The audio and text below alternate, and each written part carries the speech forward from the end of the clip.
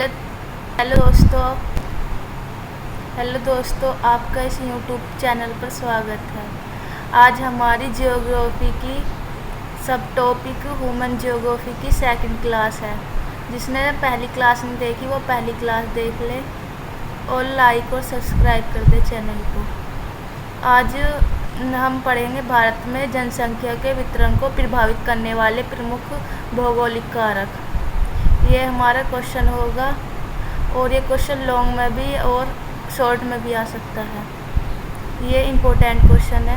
मैं important question ही कराऊंगी क्योंकि paper आने वाले हैं, टाइम कम है और ये BS सेकंड सेमेस्टर की है क्लास। भारत में जनसंख्या के वितरण को प्रभावित करने वाले कुछ भौगोलिक कारक इस प्रकार है। नंबर 1 फैक्टर है भू आकृति, यानी स्थल की आकृति कैसी है, उस क्षेत्र की आकृति पर डिपेंड करता है कि उस जनसंख्या वितरण उसी प्रकार होगा जिस प्रकार वहाँ के उस क्षेत्र की आकृति होगी। यानी यदि उस क्षेत्र की आकृति समतल है तो वहाँ की जनसंख्या अधिक होगी। यदि वहाँ की आकृति ऊबड़ खाबड़ या पहाड़ है या तटीय मैदान है, तटीय मैदान में तो जनसंख्या घनत्व सही रहता है, बट पहाड़ी क्षेत्रों और पठार में जनसंख्या घनत्व कम रहता है क्योंकि वहाँ पे जीवन यापन करने के लिए अनुकूल दशा नहीं होती। पढ़ते हैं भू आकृति मैदानी क्षेत्र में जो कृषि निर्माण और परिवहन के लिए उपयुक्त होता है। यानी मैदानी क्षेत्र कृषि के लिए और परिवहन के लिए अनुकूल है क्योंकि वो समतल होता है। इस वजह से यहाँ पर कृषि भी हो सके और परिवहन आने जाने के साधन मौजूद रहते हैं, इसलिए जनसंख्या घनत्व अधिक होता है। उदाहरण के लिए गंगा का मैदान, जनसंख्या का घनत्व बहुत अधिक है। गंगा के मैदान और ब्रह्मपुत्र के मैदान में उत्तर प्रदेश, बिहार ये राज्य आते हैं भारत में। यहाँ पर जनसंख्या घनत्व भी अधिक पाया जाता है, जबकि हिमालय पहाड़ी क्षेत्र में जनसंख्या विरल है क्योंकि हाइट अधिक होने के कारण वहाँ पर अनुकूल दशा नहीं है कृषि के लिए और परिवहन के लिए, इसलिए वहाँ पर जनसंख्या घनत्व कम है। नंबर 2 फैक्टर है जलवायु निर्धारित करती है जनसंख्या के वितरण को। यदि जलवायु अत्यधिक ठंडी और अत्यधिक गर्म है तो उस क्षेत्र की जनसंख्या घनत्व बहुत कम होगा। यदि उस क्षेत्र की जलवायु मध्यम जलवायु है, यानी शीतोष्ण और उपोष्ण कटिबंधीय जलवायु है, तो उस क्षेत्र का जनसंख्या घनत्व अधिक होगा। जलवायु अत्यधिक ठंडी या अत्यधिक गर्म है, जलवायु क्षेत्र की जनसंख्या कम होती है। उदाहरण के लिए सहारा रेगिस्तान और भारत में राजस्थान, और अत्यधिक ठंडा के लिए है लद्दाख। वहाँ पर जनसंख्या घनत्व बहुत कम है क्योंकि वहाँ पे हाइट भी अधिक है, इस वजह से वहाँ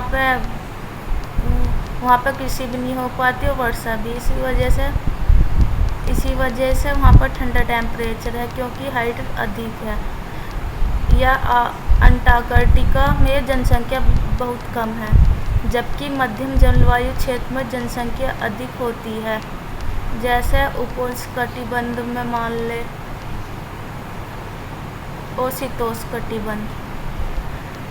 नंबर 3 फैक्टर है जनसंख्या वितरण को प्रभावित करने का कारक मिट्टी वहाँ की जनसंख्या के घनत्व को प्रभावित करती है। यदि मिट्टी अधिक उपजाऊ है उस क्षेत्र की तो वहाँ पर कृषि अधिक होगी, इस वजह से जनसंख्या भी अधिक होगी। यदि वहाँ की मिट्टी उपजाऊ नहीं है तो उस जनसंख्या पर इफेक्ट पड़ेगा, वहाँ की जनसंख्या बहुत कम होगी। इसलिए उपजाऊ मिट्टी वाले क्षेत्र में कृषि गतिविधियाँ अधिक होती है। यानी जहाँ पर उपजाऊ मिट्टी है वहाँ की कृषि अत्यधिक होती है, इसलिए जनसंख्या घनत्व भी अधिक होता है। जैसे गंगा ब्रह्मपुत्र के मैदान में उपजाऊ मिट्टी के कारण घनी आबादी वाला क्षेत्र है।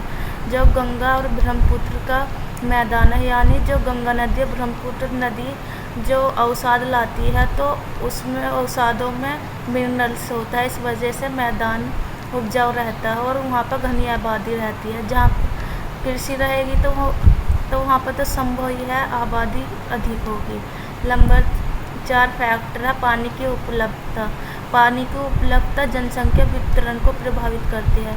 यानी जहाँ पर अत्यधिक पानी होगा या जहाँ पर ठीक ठाक वर्षा होगी वहाँ पर जनसंख्या अधिक होगी।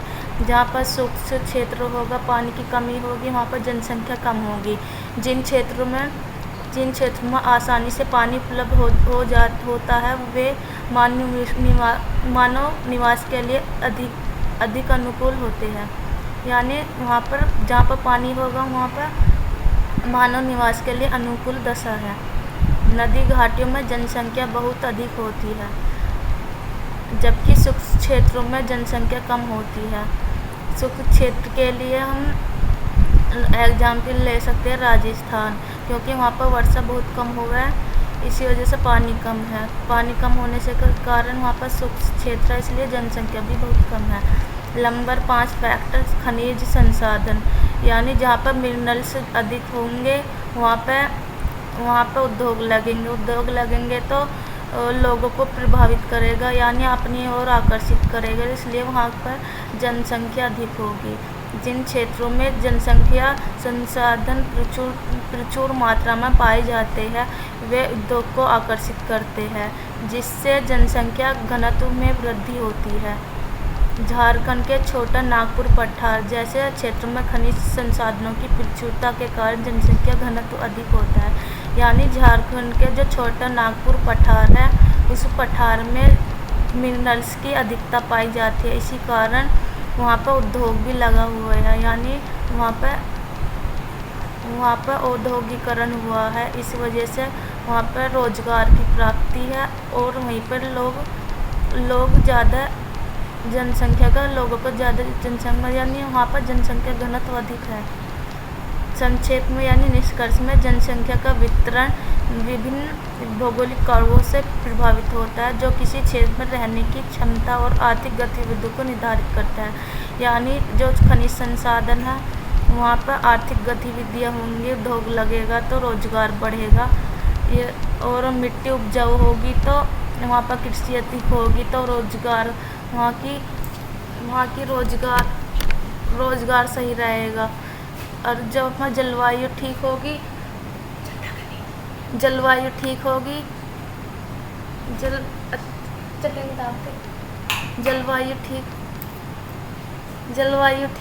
तो वहाँ पर रोजगार बढ़ेगा। और प्लीज़ लाइक एंड सब्सक्राइब कर दें चैनल को, लाइक और प्लीज़ सब्सक्राइब ज़रूर कर दें। ये मेरी सेकंड वीडियो है, जिसने फर्स्ट वीडियो नहीं देखी वो पहली वीडियो देख ले प्लीज़, और लाइक और सब्सक्राइब कर दें। वीडियो कैसी लगी कमेंट्स ज़रूर कर दें।